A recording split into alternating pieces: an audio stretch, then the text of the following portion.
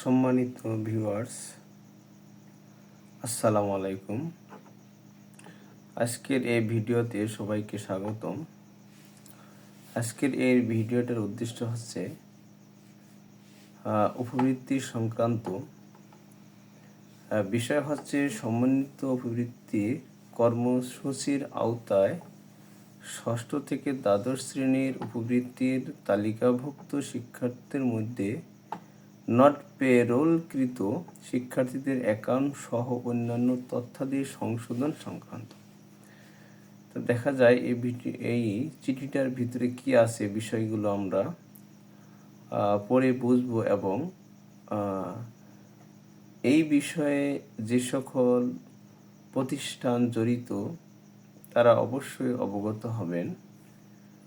বিষয়টা হচ্ছে এরকম, উপযুক্ত বিষয়ের পরিপ্রেক্ষিতে জানানো যাচ্ছে যে প্রধানমন্ত্রী শিক্ষা সহায়তা ট্রাস্টের আওতায় বাস্তবায়নাধীন secondary education development programme HDP এর অন্তর্ভুক্ত সমন্বিত উপবৃত্তির কর্মসূচির হতে সারা দেশের মাধ্যমিক ও উচ্চ মাধ্যমিক শিক্ষা বোর্ড এবং বাংলাদেশ মাদ্রাসা শিক্ষা বোর্ড কর্তৃক পাঠদানের অনুমতি বা স্বীকৃতিপ্রাপ্ত এবং ব্যানবেস কর্তৃক নম্বরদারি সাধারণ স্কুল, কলেজ ও মাদ্রাসা অধ্যয়নরত ষষ্ঠ থেকে দ্বাদশ ও সমমান শ্রেণীর অসচ্ছল শিক্ষার্থী উপবৃত্তি, টিউশন ফি ও অন্যান্য আর্থিক সহায়তা প্রদান করা হয়।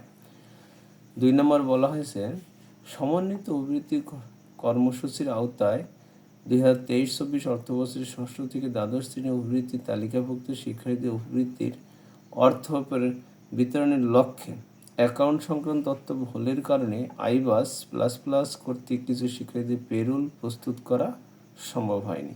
অর্থাৎ তাদের অবশ্যই কি ভুল আছে, এটা অ্যাকাউন্ট সংক্রান্ত কিছু ভুল আছে, তাই না? এই বিষয়ে ওনারা নোটিশ করেছে। উক্ত অ্যাকাউন্ট নম্বর সহ অন্যান্য তথ্য যদি ভুল থাকে সংশোধন আগামী 13/3/2025 তারিখের মধ্যে নিম্নলিখিত ছক মোতাবেক তথ্য এবং সংশ্লিষ্ট শিক্ষা প্রতিষ্ঠানে প্রদানের আবেদন অবশ্যই উপজেলা থানা মাধ্যমিক শিক্ষা কর্মকর্তার মাধ্যমে miss.hsp.pmit.gov.bd ইমেল প্রেরণ করার জন্য অনুরোধ করা গেল।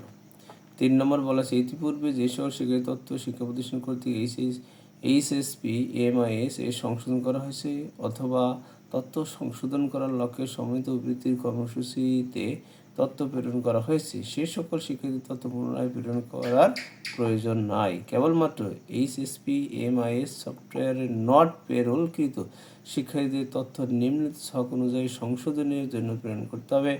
উল্লেখ্য যে 2023-24 অর্থবছরের নট পেরোলকৃত শিক্ষার্থীদের তথ্যাদি উপজেলা থানা মাধ্যমিক শিক্ষা কর্মকর্তার ইমেইলে শিক্ষা প্রতিষ্ঠান ভিত্তিক এক্সেল শিটে প্রেরণ করা হয়েছে। অর্থাৎ যেই সমস্ত শিক্ষার্থীদের অ্যাকাউন্ট তথ্য ভুল এখনও রয়ে গেছে তাদের ক্ষেত্রেই কিন্তু এই ভিডিওটা।